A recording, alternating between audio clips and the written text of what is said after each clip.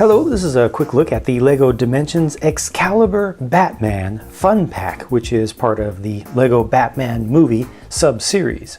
The exclusive toy tag for Excalibur Batman is easy to pick out of a lineup, and it has colors that match the colors on his torso.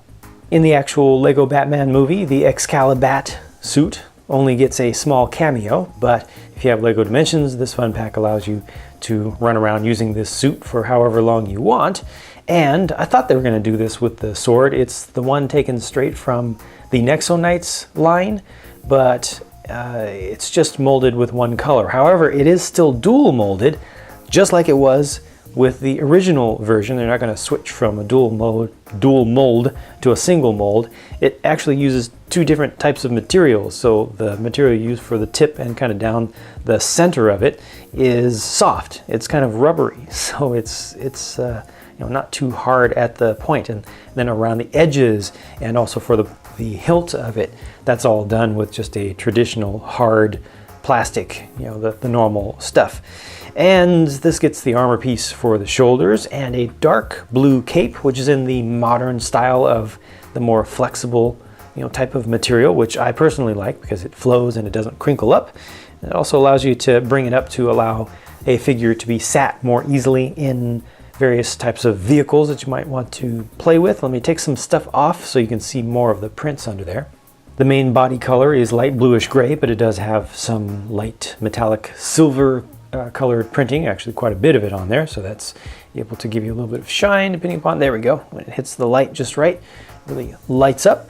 And he has very different facial expressions from the front to the rear. Here's how this one would look with the cowl on. Kind of looks rather confused like that, I would say.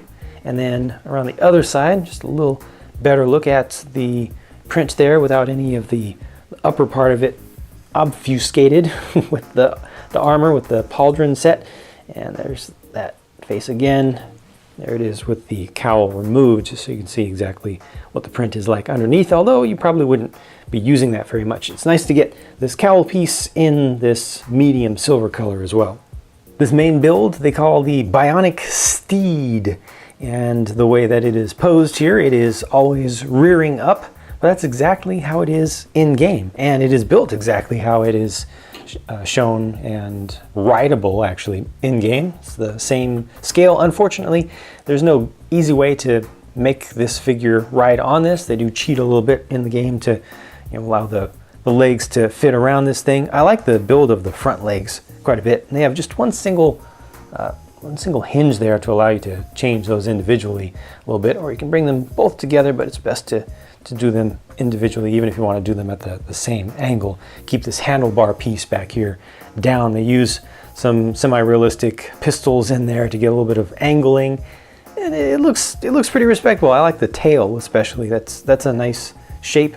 The whole thing could be angled forward because of the way that it's hinged at the base.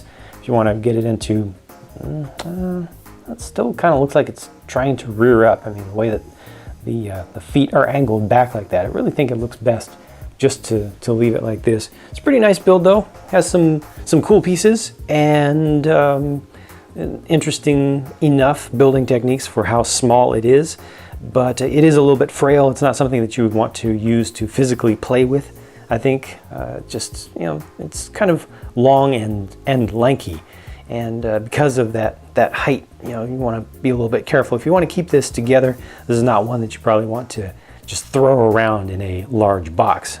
Speaking of the box, on the back of the actual one, they show you how it looks in game. Again, it's exactly the same. You ride on it, and it's actually pretty fast how it moves around, but it's always on its hind legs like that. It kind of hops. It has a huge jump available to it though. Here's the first rebuild that's available. Uses all of the parts of the original one. Kind of looks like an Aliens or Alien Xenomorph. I think it tries to channel that a little bit. It almost looked like it was trying to go for a scorpion kind of thing with the tail there, but the way that it moves about on its legs, that's what these actually are. In game, it makes a little bit more sense, the whole raptor reference to it. And then the third build option, the Ultra Bat, doesn't look that great from the outside, but it does fly in game, and it's actually very elegant in the air. It's nice to get another completely different variant of the Batman in the cheapest class of LEGO Dimensions sets, you know, the fun packs, or the smallest and cheapest ones. And this is a nice way that's fairly cheap to get access to the adventure world and the battle arena, which are for the LEGO movie. You know, if you don't want to spend on the full story pack, this is an easy way to not get any of the story content, but still to get more areas to actually roam around in and find stuff and do stuff in game. Let me know what you think of it if you'd like to share a comment with myself and the rest of the viewers, and I'm gonna keep working, bring you some more videos as soon as I can. So thanks for watching. I'll catch you later.